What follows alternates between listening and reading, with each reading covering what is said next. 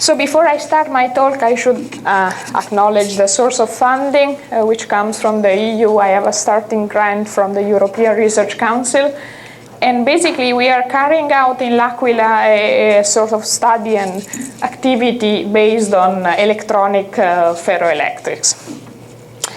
So I will spend the first few slides in kind of introductory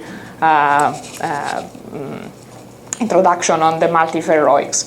So ferroic material is actually a material in which I have a spontaneous long-range ordering below a certain critical temperature, and this can be a dipolar ordering, can be a magnetic ordering, or can be a spontaneous deformation. And of course, I can imagine to tune or control or switch the polarization via an electric field, the magnetization via a magnetic field, or my deformation via sort of stress. This is a ferroic material. A multiferroic is a material in which I have more than one of these orderings. So it can be a biferroic, it can be a triferroic, let's say. What is also, today I will speak about materials which belong to this part of the triangle. So materials that are both magnetic and ferroelectrics. What is, the reason behind the big interest that has been devoted to this material in the last few years is actually that since these materials are both magnetic and ferroelectrics, one might think that in addition to having standard hysteresis cycles such as MH or PE, one might also have a control over the ferroelectric properties via magnetic field, or a control over magnetic properties via an electric field, which is generally referred as magnetoelectric effects. So generally in standard displacive ferroelectrics, and I will take barium titanate as my prototype material, the switching of the polarization actually occurs because titanium, which is at the center of the octahedral cage, either go down towards the optical oxygen down or up. So correspondingly, the polarization switching from minus to plus, this is another condition for to have a real ferroelectric. Not only I should have a polar polar ordering, but I should also be able to switch it from minus to plus. And correspondingly, there is a double well in the total energy. So it has been realized over the last years that actually this kind of displacement is driven by an interaction between the empty titanium D states and oxygen P states. So it's kind of covalency-driven mechanism. So empirically, it has been found that this central transition metal atom is generally a D0 element. In fact, in barium titanate, titanium is 4+. So automatically, this excludes that one can get magnetism from this side. So magnetism and ferroelectricity seem to be contraindicated. So of course, nothing will stop you to get, magnetism from this side and ferroelectricity from this other A cation side, which is what you usually do in bismuth ferrite or bismuth manganite. But here we are taking a sort of different approach. So the first condition to have ferroelectricity is that I must break inversion symmetry. And as we have seen in conventional ferroelectric, it's the ions that primarily break the inversion symmetry. So titanium displaces up or down. So these materials are called proper. There is just polarization, which is the unique order parameter in my phase transition. But I can, of course, think that it's primarily, I have an electronic phase transition, such a magnetic phase transition, or a charge ordering phase transition, which produces a magnetic ordering which lacks inversion symmetry.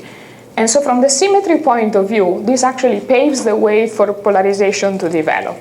In this case, the material is called an improper ferroelectric. So first there is a magnetic, let's say magnetic order parameter, and then a secondary order parameter, which is polarization. So if one wants to push the comparison a little bit further, one can say that in standard ferroelectrics, the ferroelectricity is covalency driven, whereas here it's more like correlation driven. So I have several degrees of freedom that I can play with. So the electron has a spin degree of freedom, so I can choose my magnetic ordering without inversion symmetry. I can use a charge order without inversion symmetry. In principle, it's also possible that the orbital order itself break inversion symmetry, although we haven't found any cases actually so far. You know, I mean, you know better here in Japan because this was discovered here. Actually the first paper that boosted all this interest in magnetically induced multiferroic was terbium manganite, where you have a ground state which is a spin spiral. So a spin spiral obviously breaks inversion symmetry. So it was shown actually that in terbium manganite by Kimura and Tokura, that actually one can get a polarization just below the magnetic ordering temperature in orthorhombic terbium manganite. So clearly, this is a strong indication that the polarization is actually driven by a magnetic ordering. And of course, what is also very nice is that actually, as you apply a magnetic field, then the plane of the spiral switches the spiral switches the plane if under magnetic field, and correspondingly the polarization changes direction. So one can actually tune the polarization via magnetic field from PC to PA in this case. So of course this is very, very nice, but of course there are some drawbacks. And of course the first problem is that generally the polarization, because it's sort of magnetically induced, and in this case spin orbit, related to spin orbit mechanism, which are relatively small, at least in 3D based material, the polarization is pretty small. So you must think that in barium titanate we have like 35 microcoulomb per centimeter square, whereas here we have like 0.06. So we are, of course, order of magnitude smaller. Because we are dealing with all these oxide where super exchange is generally antiferromagnetic. Generally we are dealing with non-magnetic, antiferromagnetic, where we don't have a net magnetization, and this is of course a problem for application. Also the ordering temperature here is low, as you can see. And on our side, I'm a density functional theorist, so these are, correlated materials, so we have an additional problem because we must be able to model them carefully. So today I will show you some ways that you can follow to overcome this problem. So the first thing, how to achieve a bigger polarization. So in this spiral, everything actually goes back to a sort of spin orbit mechanism. So your breaking in inversion symmetry comes in the anti-symmetric Styaloshinsky-Moria term. But you might also think that your breaking of inversion symmetry is related to a Heisenberg-like exchange. So in this case, you might be able to achieve a larger effect. To overcome the net magnetization, instead of using, instead of having to deal with antiferromagnet, one might think about ferrimagnet, and I will show some examples such as magnetite. The low order temperature, this is still a problem. I haven't found so far a room temperature electronic magnetic ferroelectric, but at least we studied Nickelates, where the ordering temperature is slightly higher, so we are around 150 Kelvin. And difficulties in modeling, I won't have time to show much, but we are pursuing this way of the hybrid functional to treat the electronic structure, and this seems to be quite promising. So as I said, I would like to talk polarization not with the vector product, which would work for non-collinear spin, but I would like to talk polarization with the scalar product. And this is, of course, expected to be stronger. So what I'm thinking about is, for example, you might think that two different atoms, or same atom with different valency, lie at a certain distance d when they're coupled ferromagnetically, and lie at a certain distance d prime when they're coupled antiferromagnetically. So this would be a sort of direct exchange restriction. But in transition metal oxide, you have, what is very flexible is actually this angle, so the transition metal oxygen transition metal angle. And you might think that when the two spins are coupled ferromagnetically, this has a certain value, and when they are coupled antiferromagnetically, this is a different value. So for example, in a double exchange driven system, this angle would like to be as close as possible to 180 degrees. And so this angle would probably be larger than in this case. So and also you might get a different local dipole, let's say. Of course, you have to be careful that the local dipole don't cancel out. So if you have a chain of ferromagnetic spins, then you might have a local dipole here, but this will be cancelled by the same local dipole here. So the net polarization wouldn't be finite. But if you do have a sort of asymmetric chain, like up, up, down, down, then this might lead to a net polarization. Charge ordering. So about charge ordering, you might think that if you have a neutral chain, of course this has many inversion center and P is always 0. So what you have is, in generally, you can have two different types of charge ordered system. So you might have a side-center charge ordering in which you have a plus minus chain, and this has inversion center, so there's no polarization. Or you might think about what is generally referred to as a bond center charge ordering, which is a sort of dimerization, right? So in this case also, there is an inversion center, so there's no polarization. But if you now combine these two mechanisms, so you have an intermediate side and bond center charge ordering, then your situation is like this, and this doesn't have an inversion center, so polarization is in principle allowed. So far, I've shown you, some toy model, some ideas, but of course I need to find a material in which this thing happen. And so I've shown in this plot a bunch of material where people have found this effect. So I would like today to show you an example of this part. So when the ferroelectricity is purely driven by a Heisenberg term, I will later show you some example here, magnetite, when the ferroelectricity is induced by charge ordering. And then in the end, I would like to show you an example in Nickelates, where it's the combination of spin and charge ordering which together break inversion symmetry and give polarization. So our first work back in 2007 was actually devoted to orthorhombic holmium manganite, which actually has this peculiar shape, peculiar magnetic ordering. It's called the E-type. So the E-type is such that you have a zigzag ferromagnetic chain antiferromagnetically coupled to the neighboring chain. And this, so if you look it along the diagonal direction, this is sort of up, down, down, up, down, down. So clearly it breaks inversion symmetry and polarization is allowed. So actually we were able to show that one can really get a large polarization.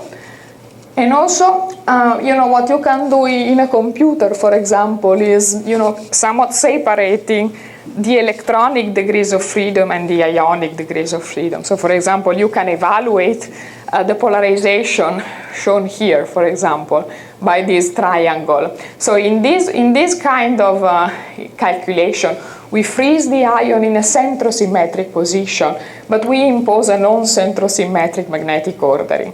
And so this is a purely electronic mechanism. And even if you do that, the polarization is as large as 3 microcoulomb per centimeter square.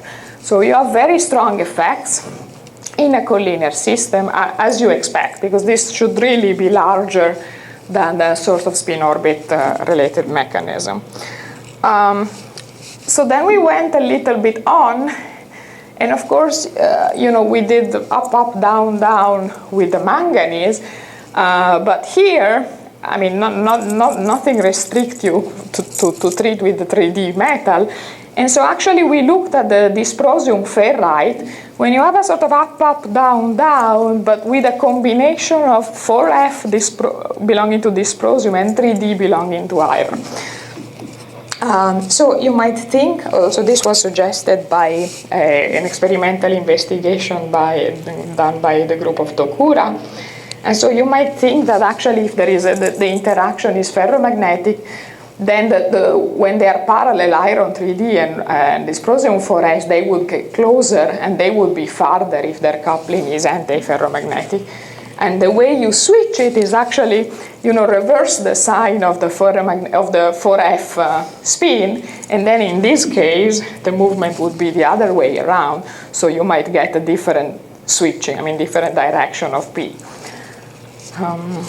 So you might think that this is a small effect, and in fact it is definitely much smaller than the one you could get starting from manganese, because you have 4F electrons which are very localized. But actually you can see it in the computer, and you can also see here I show the displacement. So these are not spins, but displacement of the ions when you impose this kind of non-centrosymmetric spin ordering. So you can see, for example, the iron O2 plane moving up and the dysprosium O plane moving down when these two have parallel spin, right? So you really see that the ions somewhat follow the spin ordering. And polarization is, of course, smaller than what we got in holmium manganite. It's a few tenths of microcoulomb per centimeter square, but still sensible. So now I will move to magnetite. So magnetite, as you may know, is a material in which you have a metal insulator transition called the Vervet temperature at 120 Kelvin. And this Vervet temperature is believed to, this metal insulator transition is believed to lead from a charge disordered state to a charge ordered state of the iron B site, in which the iron charge separate between iron 2 plus and iron 3 plus. So this is more or less clear. What is not clear is which is the symmetry of the charge ordered state. So actually, which means that I don't actually know from the literature where is the 2 plus and where is the 3 plus. So our investigation was driven by a collaboration with an experimental group at Max Planck Halle, and they were growing magnetite thin films, and they could actually observe a polarization, a pretty large polarization. So they asked to ask what could be a possible reason for this. So the first thing we do is looking at the different symmetries for this charge-ordered magnetite. And so actually what we found is that the lowest energy was the one with the so-called CC symmetry, which is shown here. So what I show here is actually the tetrahedral arrangement of the B site in magnetite, and whenever you see a blue ball, this corresponds to 3 plus, and wherever you see an orange ball, this corresponds to a 2 plus. And so you can see that actually here most of the tetrahedra are of the 3x1 type, meaning that I have 3 balls of, let's say, 3 plus and 1 of the 2 plus, or the other way around. But I also have some tetrahedra, in particular 4 in this unit cell, which have a 2x2, 2 blue ball and 2 orange ball.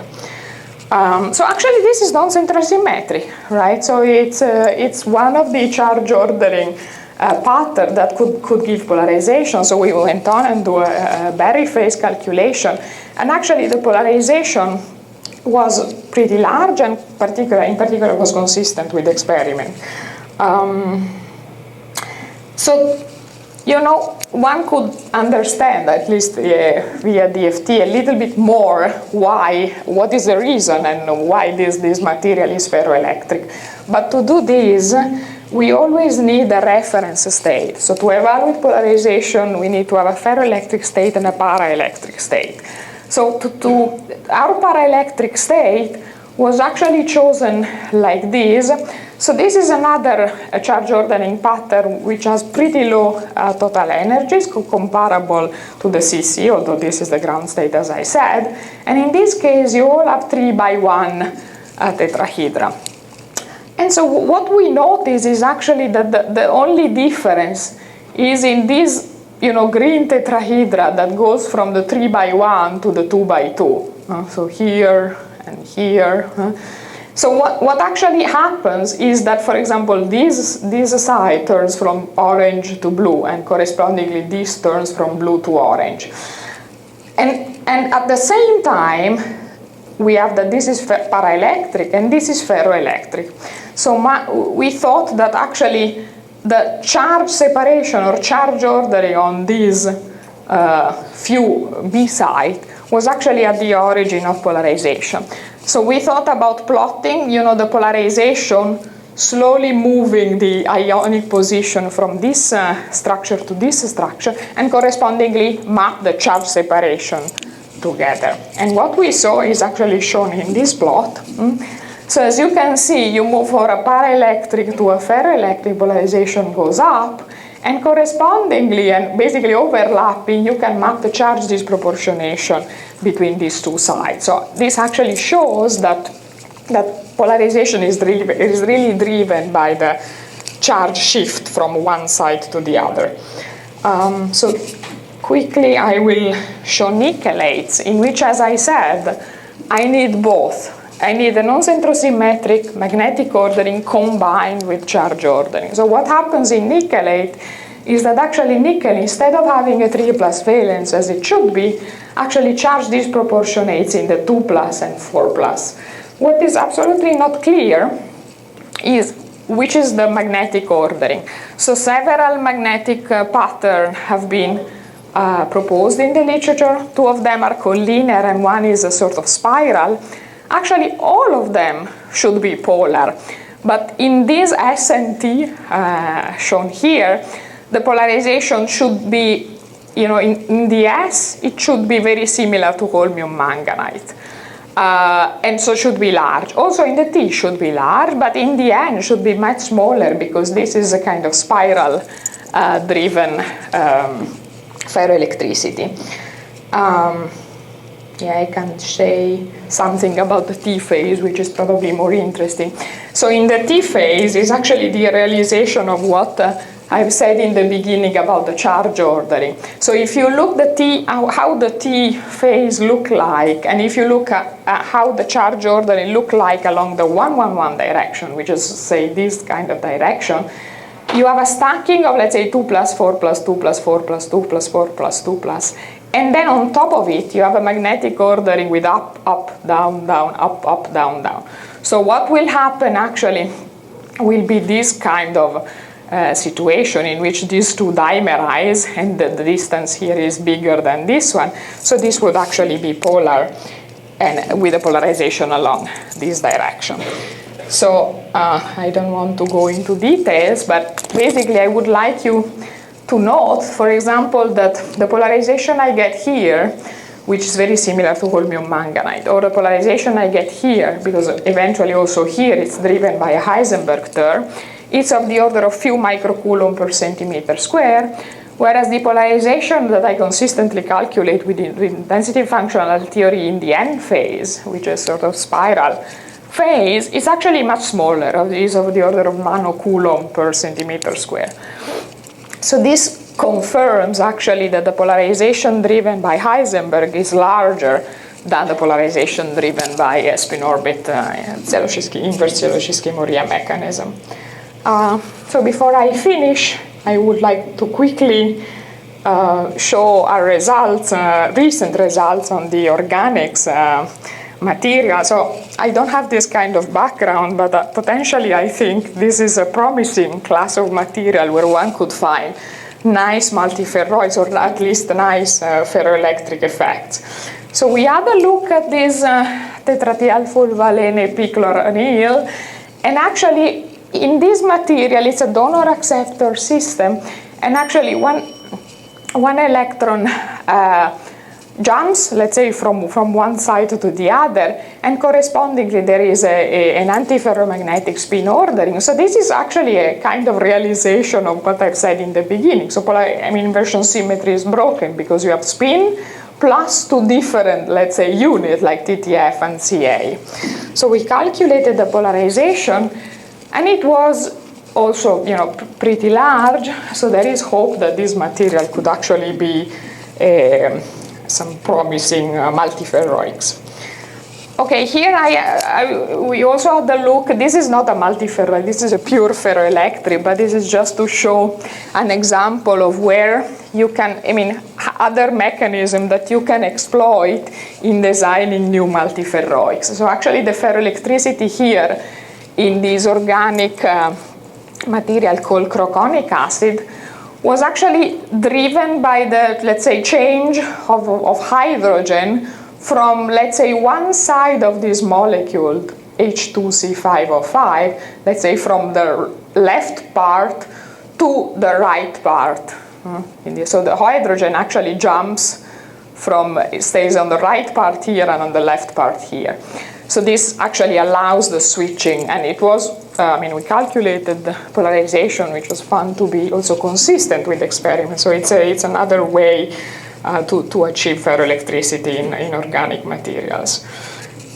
So the take-home message is, Tsiolkovsky-Mourier is not the only mechanism to induce ferroelectricity, magnetically induce ferroelectricity. And Heisenberg exchange friction is an efficient mechanism. So as charge ordering. A charge ordering can actually act in two ways. It can be alone the source of polarization, as it happens in magnetite, but it can also be combined with spin ordering, such as in Nickelates. And also I believe we should take a better look at organics, where we can find, in principle, nice physics. So before I finish, I would like to make some advertisements. So, I come from this central part of Italy, a town called L'Aquila, and we had a big quake last year, which killed a lot of people, and also we lost our house, friends, and town, so it was a big disaster. And also, here I'm showing my house, and also, L'Aquila is a middle-aged town. It was totally destroyed, so also the, church that had a big, artistic value completely collapsed. Also the physics department was made inaccessible for several months, but we are back up now at the university. So L'Aquila in Italian means the eagle. So I've shown here the eagle, hoping that at some point the eagle can fly again. So to make something to help a little bit our town, we are organizing some events. So one is actually called Aquifer, so Aquila Initiative for Ferroics. It is sponsored by an NSF, US NSF center called ICMR, International Center of Material Research in Santa Barbara. And attached to this, so this will be mainly a theory program, so people will come and work actually on ferroic material. And attached somewhat to this event, we are organizing the 4th edition of the European School on Multiferroics. I believe the deadline has just passed, but if somebody in the audience is interested, we might still send the application. We are still open for that. So with this, I would like to conclude, and of course, I would like to acknowledge my group, my collaborators. As you can imagine, we've been, working on their, different conditions, difficult conditions in the last few months. So Tetsuya Fukushima, Alessandro Stroppa, Martin Marshman, he's not really in my group. He works in Georg Kress's group in Vienna, but helps us always when we have problems with VASP. Kuniko Yamauchi, Paolo Barone, Gianluca Giovannetti, and I would like to thank them, and I would like to thank you for your attention.